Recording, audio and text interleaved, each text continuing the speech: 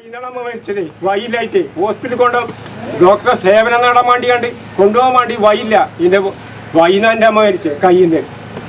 ഇത് അധികാരികൾ കാണുന്നില്ലേ? ഇവിടെ ജനങ്ങൾ കാണുന്നില്ലേ? ഈ SC കുടുംബം നിങ്ങൾ എന്താ വിചാരിച്ചിരിക്കുന്നത്? ഞങ്ങൾക്ക് പണവും കായും ഒന്നും ഇല്ല വിചാരിച്ചാൽ ഞങ്ങളെ മേലേക്ക് കയറല വെച്ചാൽ VTS മാൾ, വളരുന്ന ബന്ധം, തുടരുന്ന വിശ്വാസം. Opposite bus stand, Manjeri road, Pandikkad. അമ്മ മരിച്ചത് വൈയില്ലായിട്ട് ഹോസ്പിറ്റലിൽ ഡോക്ടറെ സേവനം നേടാൻ വേണ്ടിയാണ്ട് കൊണ്ടുപോകാൻ വേണ്ടി വൈയില്ല. ഇതിന്റെ വൈന്ന് എൻ്റെ അമ്മ മരിച്ചത് കയ്യിന്ന്. ഇത് അധികാരികൾ കാണുന്നില്ലേ? ഇവിടെ ജനങ്ങൾ കാണുന്നില്ലേ? ഈ SC കുടുംബം നിങ്ങൾ എന്താ വിചാരിച്ചിരിക്കുന്നത്?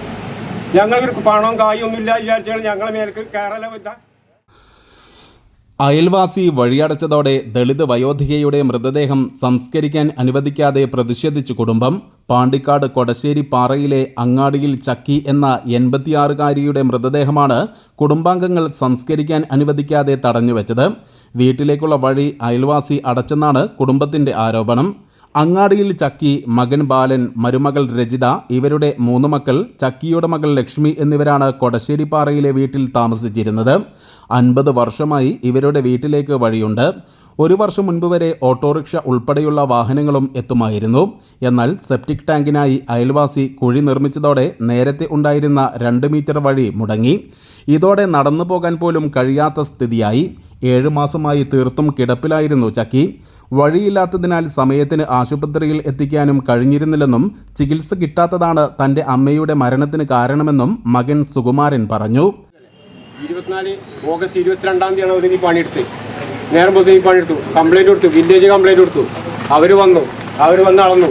എന്താ പ്രശ്നം? അളന്ന് നോക്കുമ്പോൾ 14 സെൻറ്റ് ഉണ്ട്. ഇവർക്ക് 15 സെൻറ്റ് ഉള്ളൂ. ഈ 14 സെൻറ്റ് എവിടെ കിട്ടിയത്? 3 സെൻറ്റ് എവിടെ കിട്ടി? ഉദ്യോഗസ്ഥന്മാർ ഇതുവരെ ചോദിച്ചുക്കണോ? ഇതെവിടെ കിട്ടി? ഇത്ര ഒരു വർഷം ഇതിനെ ബ്ലോക്കായി കിടക്കുന്നത്. ഇന്നലെ എൻ്റെ അമ്മനെ ഹോസ്പിറ്റലിൽ കൊണ്ടുപോകാൻ വേണ്ടിയാണ് ഞാൻ ഹോസ്പിറ്റലിൽ കൊണ്ടുപോകാൻ വേണ്ടി അവിടെ നിന്ന് ഇറങ്ങി. വൈയില്ല. എൻ്റെ കയ്യിന്നാണ് മരിച്ചത്. എൻ്റെ കയ്യിന്നാണ് മരിച്ചത്.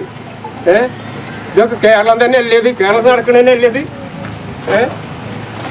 എൻ്റെ കയ്യിന്നാണ് അമ്മ മരിച്ചത് വൈയില്ലായിട്ട് ഹോസ്പിറ്റലിൽ ഡോക്ടറെ സേവനം നേടാൻ വേണ്ടിയാണ്ട് കൊണ്ടുപോകാൻ വേണ്ടി വൈയില്ല. ഇതിന്റെ വൈന്ന് എൻ്റെ അമ്മ മരിച്ചത് കയ്യിന്ന്. ഇത് അധികാരികൾ കാണുന്നില്ലേ? ഇവിടെ ജനങ്ങൾ കാണുന്നില്ലേ? ഈ SC കുടുംബം നിങ്ങൾ എന്താ വിചാരിച്ചിരിക്കുന്നത്?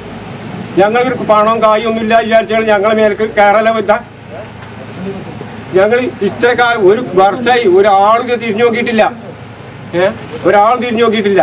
ഏതെല്ലാം ഓഫീസിൽ കയറി, വില്ലേജ്, പഞ്ചായത്ത്, തിരുവനന്തപുരം കമ്മീഷണർ ഓഫീസിൽ, കലക്ടറേറ്റ്, തഹസിൽദാർ, ഇവിടെ വരുന്ന ഉദ്യോഗസ്ഥന്മാർ മുഴുവൻ ആ ഭാഗം ചെരിഞ്ഞിട്ടാണ് വരുന്നത്. ആ ഭാഗം വിട്ട് ഞങ്ങളെ മേലത്തേക്ക് പീഡനമായിട്ടാണ് വരുന്നത്. അത് എന്താണ് സ്ഥിതി? ഞങ്ങൾ ആരോടെ പറയണ്ടേ?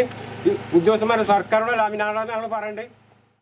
അയൽവാസിക്ക് മുൻപ് 11 സെൻറ്റ് ഭൂമിയാണ് ഉണ്ടായിരുന്നത്. ഭാഗം വയ്ക്കുന്നതിനായി അളന്ന് തിട്ടപ്പെടുത്തിയപ്പോൾ ഇത് 14 സെൻറ്റായി വർദ്ധിച്ചു. ഇങ്ങനെയാണ് ദളിത് കുടുംബത്തിലേക്കുള്ള വഴി തടസ്സപ്പെട്ടത്. കുടുംബം വഴി തിരിച്ചുപിടിക്കാനുള്ള നിയമ പോരാട്ടവുമായി മുന്നോട്ടു പോകുന്നതിനിടെയാണ് ചക്കി മരണപ്പെട്ടത്. മൃതദേഹം സംസ്കാരത്തിനായി വിട്ടുകൊടുക്കാതെ കുടുംബങ്ങൾ പ്രതിഷേധിച്ചതോടെ തഹസിൽദാർ ഉൾപ്പെടെയുള്ള ഉദ്യോഗസ്ഥരും സ്ഥലത്തെത്തി.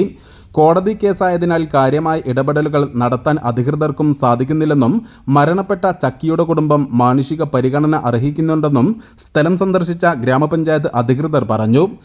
ഗ്രാമപഞ്ചായത്ത് മെമ്പർമാർ ഞങ്ങളിവിടെ വന്നതാണ്.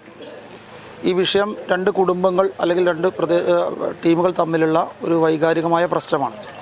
ആ വിഷയത്തിൻ്റെ ആധികാരികമായ ഉത്തരം പറയേണ്ട അധികാരികൾ ഞങ്ങളല്ല. പക്ഷേ നാട്ടിലൊരു പ്രശ്നമുണ്ടാകുമ്പോൾ ആ പ്രശ്നത്തിൻ്റെ മെറിറ്റ് പരിശോധിച്ച് അതിന് ന്യായമായ നീതി വാങ്ങിക്കൊടുക്കുക എന്നുള്ളത് ഞങ്ങളുടെ ഉത്തരവാദിത്തമാണ്.